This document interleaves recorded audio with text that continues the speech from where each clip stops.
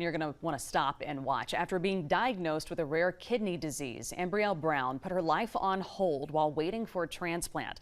But with the help of her mom, she's back chasing her dreams. Gabriella Mercurio is here with their story. Yeah, most mothers and daughters would say they have a pretty good relationship, but the bond Ambrealle shares with her mom is much deeper. Nija Butler knew she had a special bond with her daughter, Ambrealle, the day she was born. I had her when I was in high school. So we grew up together, basically as siblings. So that's my best friend, that's my confidant. Normal childhood, normal adulthood, nothing was wrong. I was just in my late 20s, I think, at the time, so I had forever, I thought. I just went in for just my normal checkups, and that's how I found it. No symptoms. The doctors found one of Ambrealle's kidneys spilling too much protein and decided to run more tests to see what was going on. We went in to get the results, and he pretty much said, you know, you won't live if you don't get a kidney or dialysis. They diagnosed her with a rare kidney disease called FSGS, which can lead to total kidney failure. I can basically say that was the worst day ever because I felt helpless listening to the doctor say, you won't live. That was just something that I never thought that I would hear from my child. I was sad, mad, angry, scared. I was devastated. As a mother, you want to be the person that can fix anything that's going on with your child. And at that moment, I knew that there was nothing that I could do. All Ambrealle could do was start dialysis and get on a wait list for a kidney transplant. Every day for the next 5 years, she spent 13 hours hooked up to her machine. That's scary, knowing that this tube was keeping me alive.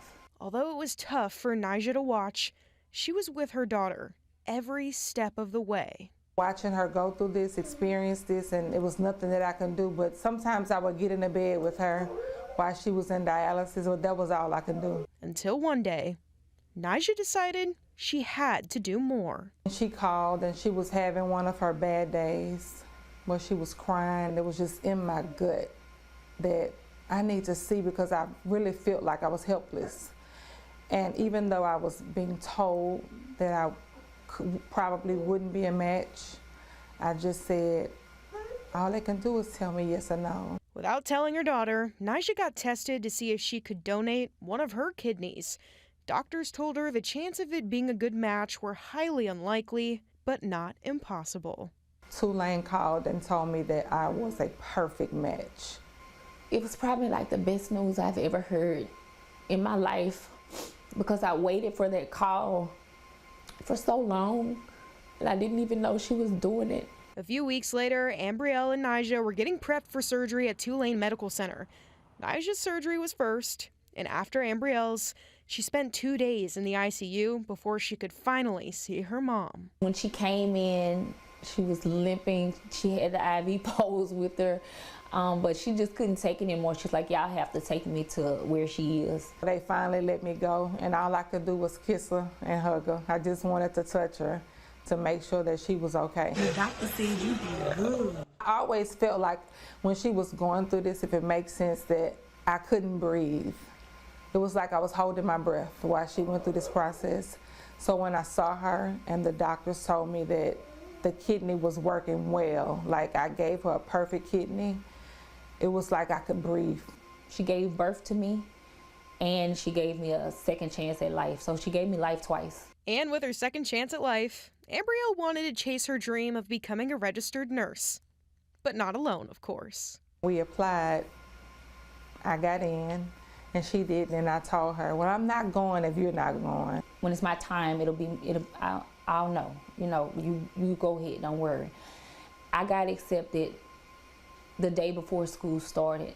They started a 16-month RN program at Baton Rouge General School of Nursing together.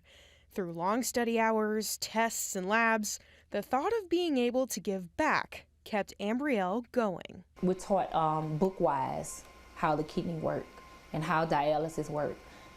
But imagine your nurse who's coming in, who's been where you're sitting, and I know what you're feeling. Now she's gonna get that chance. Her and her mom are set to walk across the graduation stage together at the end of April and start their own careers helping others. Knowing that she's going to branch out to her own and then I'm going to branch out, it's scary for me because this is my best friend and I hope nothing changes. She's not going to allow for anything to change. I mean, she calls me every 5 minutes. So she's, whether I'm branching out or not, I'm not going to be far. And I'm glad to do life with you for the rest of life. And I love you. I love you. Nija and Ambrealle are graduating next Tuesday, so congratulations to them. They tell me they still have big plans, even starting their own business together and working to help other kidney patients and their families. Liz. All right, Gabriella, absolutely fantastic story. Congratulations to that mom and daughter. That's awesome.